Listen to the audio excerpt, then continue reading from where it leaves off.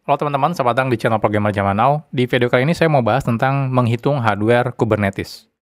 Nah, jadi zaman sekarang itu hampir semuanya itu pada pakai Kubernetes ya. Jadi kalau teman-teman kerja di tech company misalnya yang besar atau startup yang besar, itu rata-rata semuanya udah menggunakan Kubernetes.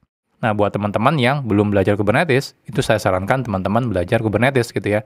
Jadi sekarang itu sudah menjadi kayak standar gitu ya. Kalau misalnya kita mau bikin software yang besar gitu ya, itu biasanya kita akan sekarang menggunakan Kubernetes gitu ya. Jadi jarang deploy secara manual menggunakan VM.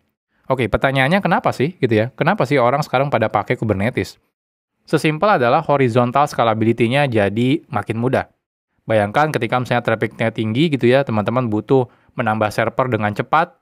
Nah, kalau kita harus tambah VM lagi, habis itu teman-teman setup semuanya manual lagi dan lain-lain itu lama sekali gitu ya, keburu selesai promonya misalnya gitu ya. Atau traffic-nya keburu udahan, atau mungkin orang-orang udah keburu banyak yang komplain. Nah, dengan menggunakan Kubernetes, horizontal scalability-nya akan otomatis jadi lebih mudah. Oke, misalnya, saya nggak ngerti nih gitu ya. Nah, sekarang nggak ada alasan lagi ya kalau bilang, saya nggak ngerti karena belum belajar. Karena saya sudah sempat bikin ini playlist-nya untuk belajar Kubernetes gitu ya, dari awal sampai akhir gitu ya. Dan di sana bisa teman-teman akses secara gratis di YouTube ya. Belajar Kubernetes untuk pemula di channelnya Programmer Zaman Now. Dan di sana sudah saya jelaskan dari awal sampai akhir. Jadi tidak ada alasan lagi teman-teman tidak mengerti tentang Kubernetes. Oke, sekarang di sini saya mau fokusnya bahas tentang bagaimana cara menghitung resource hardware ya untuk Kubernetes. Jadi, walaupun kita lebih mudah ya kalau menggunakan Kubernetes, tetap teman-teman harus hitung penggunaan hardware-nya, terutama CPU dan juga RAM-nya. Jadi sebenarnya Kubernetes itu bukan menggantikan VM, gitu ya. Jadi kalau teman-teman berpikir kalau saya menggunakan Kubernetes saya tidak membuat VM lagi, itu salah besar gitu ya. Nah, Kubernetes itu digunakan untuk manajemen resource di VM agar lebih optimal. Jadi sebenarnya teman-teman akan tetap membuat VM gitu ya. Jadi bukan berarti teman-teman tidak akan menggunakan VM lagi, tetap teman-teman akan bikin VM. Tapi akan di-manage oleh Kubernetes agar lebih optimal. Nah, tapi permasalahannya itu sering banyak orang yang tidak mengerti bagaimana cara menghitung resource VM-nya gitu ya. Jadi kalau kita tidak hati-hati, kalau teman-teman salah, penggunaan VM malah nanti tidak optimal ya kalau teman-teman di-manage menggunakan Kubernetes. Nah, jatuh-jatuhnya malah nanti bakal bikin bengkak si budgetnya.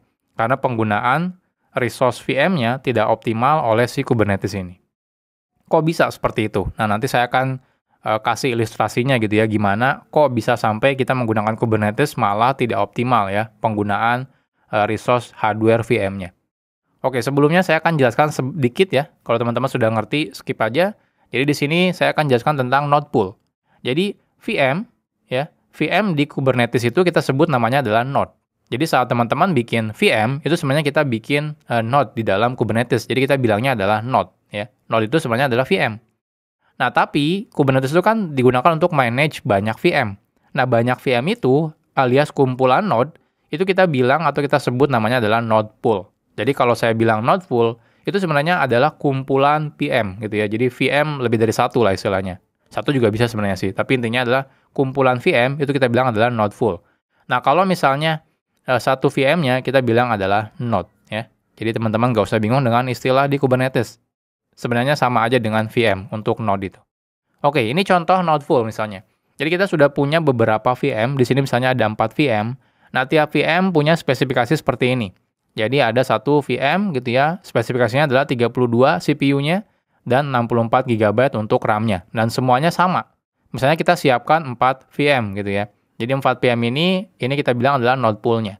Jadi ini adalah semuanya VM yang akan di-manage oleh Kubernetes. Oke, kita udah siapin nih hardware-nya ya, untuk VM-nya ada 4, speknya udah lumayan bagus nih, 32 CPU dan juga 64 GB RAM. Oke, sekarang kita akan misalnya buat aplikasinya. Anggap aja di perusahaan kita ada 3 aplikasi. Ada aplikasi A, ada aplikasi B, dan juga aplikasi C. Oke, tiap aplikasi otomatis punya spesifikasi masing-masing, gitu ya, tergantung jenis aplikasinya. Oke, contohnya aplikasi A ini, dia butuh CPU-nya adalah 10 CPU ya, atau 10 core. Lalu untuk RAM-nya, dia butuh sekitar 10 GB RAM. Dan kita mau jalankan sejumlah 3 replika, atau 3 instance aplikasinya. Gitu ya. Artinya kebutuhannya ya dikalikan 3 aja gitu ya. Nah, selanjutnya kita punya aplikasi B. Aplikasi B ini, contohnya dia butuhnya 5 CPU. Nah, ini penggunaan CPU-nya misalnya tidak terlalu besar, tapi dia butuh banyak sekali RAM, contohnya 15 GB RAM. Dan replikanya misalnya sama, 3 replika ya, atau 3 instance aplikasi. Nah, ada juga aplikasi yang ketiga, yaitu aplikasi C misalnya. Nah, ini aplikasinya adalah yang CPU intensif misalnya gitu ya. Entah mungkin di sini adalah aplikasi machine learning dan lain-lain. Tapi intinya dia butuh CPU yang banyak. Contohnya di sini 15 core CPU. Tapi RAM-nya tidak butuh banyak. RAM-nya cuma butuh 10 GB misalnya. Nah, replikanya sama misalnya gitu ya. 3 replika. Oke, dari aplikasi ini misalnya kita akan deploy di Kubernetes gitu ya. Nah, kira-kira alokasinya seperti apa nih ya, pemetaan antara aplikasi yang kita jalankan di Kubernetes dengan penggunaan si hardware-nya. Oke, kita akan coba simulasikan. Ini simulasi ya istilahnya simulasi kita aja gitu ya. Artinya kan sebenarnya nanti itu random ya sama si Kubernetes-nya. Tapi kita coba simulasikan gitu ya, secara random juga misalnya. Oke, misal kita akan jalankan dulu aplikasi yang pertama gitu ya.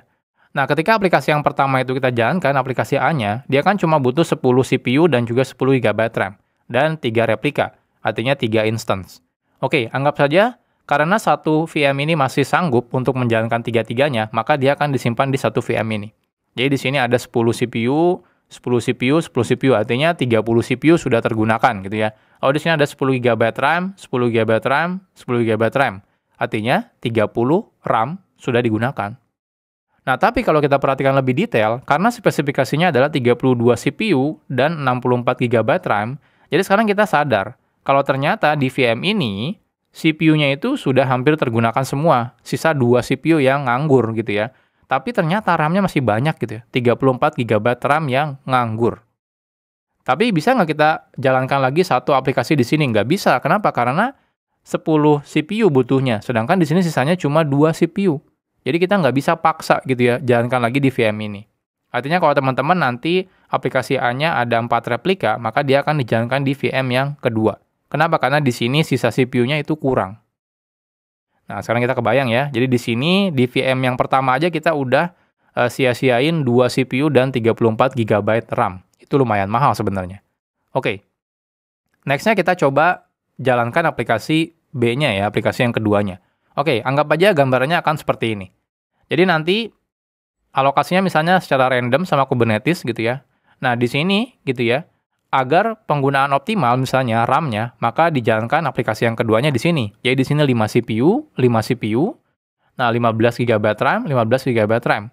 Artinya apa? Artinya di sini CPU-nya tetap ya 30, jadi ada sisanya tetap 2. Nah, tapi RAM-nya sekarang udah kepake lumayan banyak nih. Tadinya kan sisanya 30-an gitu ya. Nah, sekarang sisanya 14 GB RAM. Tapi ya tetap aja sih, 14 GB RAM itu masih lumayan kebuang sia-sia juga. Nah, yang aplikasi yang pertama itu dipindahkan ke VM yang kedua. Nah, lalu di sini aplikasi yang keduanya. Artinya di sini, total CPU-nya yang kepake cuma 15 gitu ya, dan RAM-nya cuma 25. Artinya di sini masih sisa 17 CPU dan juga 30 GB RAM. Nah, masih lumayan juga ya, masih gede juga nih yang terbuang. Oke, next-nya misalnya kita jalankan lagi gitu ya aplikasi yang ketiga. Nah, karena di sini adalah CPU intensif ya, aplikasi yang ketiga anggap saja bakal seperti ini misalnya gitu ya. Jadi dia akan dijalankan di sini, lalu replika yang kedua dan ketiganya dijalankan di sini. Nah, kalau teman-teman perhatikan, karena dia CPU intensif, dia masukkan di sini dulu misalnya, lalu 10 GB RAM dia butuhnya, artinya sisa CPU-nya sekarang cuma tinggal 2, tapi RAM-nya tetap sisanya 29 GB RAM. Ini lumayan besar juga. Nah, apalagi di sini misalnya ya, VM-nya di sini kan karena 32 CPU, jadi di running 15 CPU, tapi RAM-nya tidak tergunakan dengan optimal ya, karena di sini cuma butuh 20 RAM. Artinya di sini sisa CPU-nya cuma 2, tapi sisa RAM-nya itu besar banget gitu ya, 44 GB RAM. Nah, artinya apa? Artinya dari gambaran besar ini kita baru misalnya pakai 3 VM gitu ya. Nah, artinya apa? Artinya tidak terpakainya lumayan banyak gitu ya. Ada 6 CPU yang tidak terpakai dan yang paling parah adalah 87 GB RAM. Kalau kita jumlahkan dari 3 VM tersebut. Jadi 87 GB RAM itu terbuang sia-sia. Jadi kita udah bayar VM-nya yang mahal gitu ya. Tapi ternyata penggunaan resource-nya itu tidak optimal oleh si Kubernetes. Kenapa? Karena dari awal mungkin kita tidak perhitungkan dengan matang gitu ya. Ketika memilih spesifikasi VM-nya, CPU dan juga RAM-nya. Nah, dari sini kita udah belajar ya, kalau ternyata kita tidak bisa asal aja gitu ya memilih hardware-nya. Kita harus benar-benar perhatikan gitu ya dari awal kira-kira seperti apa kebutuhan dari si CPU dan juga RAM untuk VM-VM yang akan kita gunakan di Kubernetes. Oke, jadi gimana nih cara menyiapkan resource hardware untuk Kubernetes? Sesimpel sebenarnya teman-teman lihat perbandingan CPU dan juga RAM-nya untuk tiap aplikasinya. Oke, kita akan coba perlihatkan gitu ya dari aplikasi yang ketiga tadi gitu ya. Jadi aplikasi yang pertama misalnya. Dari aplikasi yang pertama di sini kita tahu kalau dia butuh 10 CPU, dia juga butuh 10 GB RAM. Artinya apa? Artinya ini perbandingannya adalah 1:1 gitu ya. 1 CPU, 1 GB RAM. 10 CPU, 10 GB RAM. Seperti itu. Kalau ternyata dia butuh misalnya nanti 11 CPU, mungkin dia butuh 11 GB RAM. Seperti itu. Nah, ketika dia butuh 3 replika, artinya dia butuh 30 CPU dan 30 GB RAM. Gitu ya. Jadi artinya jumlah perbandingan CPU dan juga RAM-nya itu harus 1:1. Nah, dari sini kita bisa tahu kira-kira kalau bikin VM, kita harus ngikutin perbandingan seperti ini juga. Gitu ya. Jadi nanti contohnya, kalau misalnya kita buat VM-nya dengan spesifikasi 30 CPU dan 30 GB RAM, nah ini cocok gitu ya. Kenapa? Karena aplikasi ini kalau ada replikanya 3, dia butuhnya 30 CPU dan 30 GB RAM. Jadi teman-teman bisa pilih VM-nya yang 30 CPU dan 30 GB RAM. Nah, ini cuma sampel sederhana ya. Pada kenyataannya teman-teman nggak bisa dipaskan. Kenapa? Karena kan nanti VM-nya butuh ini ya untuk sistem operasi misalnya. Jadi teman-teman juga harus kasih spare lah. Mungkin CPU-nya jangan pas banget gitu ya. Misalnya 31 atau RAM-nya juga jangan pas banget, mungkin 32. Karena kan butuh VM gitu ya. Dan juga Kubernetes daemon-nya. Tapi ini cuma gambaran secara sederhana aja. Nah, kalau aplikasi keduanya misalnya, kalau kita perhatikan di sini dia 5 CPU, 15 GB RAM. Artinya perbandingannya 1:3. 1 CPU, 3 RAM-nya, seperti itu. Artinya kalau 3 replika, butuhnya adalah 15 CPU dan 45 GB RAM. Seperti itu. Nah, dari sini juga kita bisa nanti tahu, oke, jenis VM dengan spek seperti apa yang cocok. Contohnya di sini misalnya, kita bisa buat VM yang 15 CPU dan 45 GB RAM. Jadi nanti kalau dijalankan, ini cocok nih kalau 3 replika gitu ya. Jadi pas gitu ya, tidak ada sisa CPU dan juga tidak ada sisa RAM. Nah, termasuk yang ketiga, di sini perbandingannya adalah 3:2 gitu ya. 3 CPU itu 2 RAM. Nah, karena di sini memang CPU intensif aplikasi yang C ini. Jadi contohnya di sini butuhnya 15 CPU, 10 GB RAM. Artinya kalau tidak 3 replika, kita butuh 45 CPU dan 30 GB RAM. Jadi kalau nanti kita bikin VM-nya, kita bisa bikin VM-nya seperti ini contohnya gitu ya. VM yang 45 CPU dan 30 GB RAM. Artinya apa? Artinya kalau dijalankan 3 replika, ini tidak ada sisanya juga. Jadi pas gitu ya. Nah, dengan seperti ini, otomatis kita bisa menyiapkan hardware yang optimal untuk si di-manage nanti Kubernetes-nya. Nah, ini cuma cara simulasi yang sederhana gitu ya. Pada kenyataannya nanti Kubernetes akan secara random menempatkan pod di node-nya. Tapi tenang aja, harusnya nanti Kubernetes itu akan secara reguler melakukan justifikasi gitu ya. Jadi kalau ternyata ada perubahan yang memang bisa dilakukan secara optimal, maka dia akan lakukan secara optimal. Yang penting adalah kita harus siapkan hardware-nya secara optimal juga ya, tergantung jenis kebutuhan si aplikasinya. Nah, perlu diperhatikan juga ya tentang horizontal autoscale-nya. Jadi kita tidak bisa karena saya butuh 3 replika misalnya, ya udah saya siapkan cuma 1 VM, misalnya seperti itu, karena pas. Karena nanti namanya horizontal autoscale, itu kan kadang-kadang naik gitu ya, kadang-kadang turun. Jadi kita juga harus spare beberapa VM untuk ketika nanti podnya atau aplikasi kita melakukan autoscale penambahan replika secara otomatis. Oke.